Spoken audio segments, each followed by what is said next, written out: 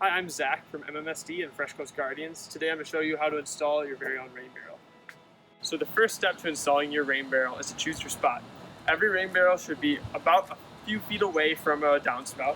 So for this rain barrel, we've chosen this downspout here, and we're going to put the rain barrel right here. After you choose your spot, you're going to prepare your area. So for this spot here, there's already some mulch down. We're going to have to clear this away so we can make a nice level base. After you've cleared your base, you're going to want to put down some gravel. This will help create a nice level spot for your cinder blocks. And then you're going to use one of the cinder blocks to help tamp that down and make it nice and firm.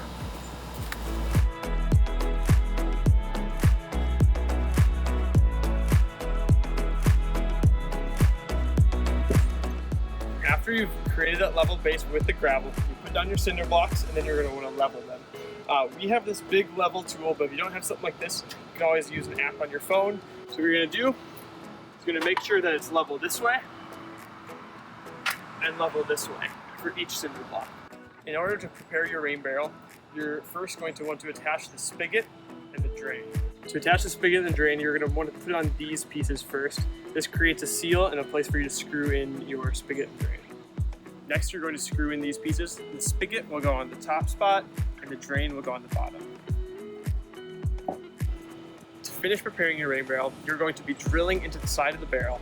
This will connect your diverter piece through a tube into the barrel to feed it water. To do that, you're going to use a small hole saw provided in your kit and choose the appropriate side.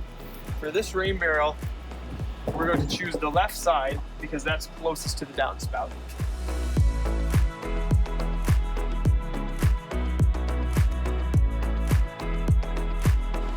Next, you're going to measure on the downspout in order to drill a hole to put the diverter in. What we're going to do is level from the top of the barrel, and then we're going to mark 3 inches down.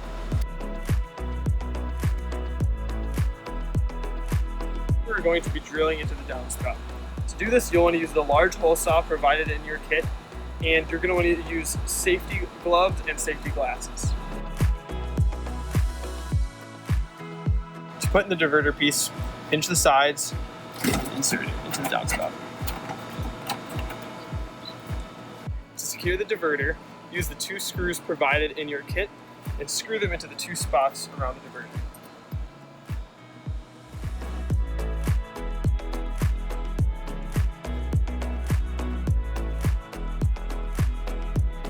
Next, you'll insert the tube into the diverter. So just stretch it out, and then you'll shimmy it back and forth into the diverter, secured in place.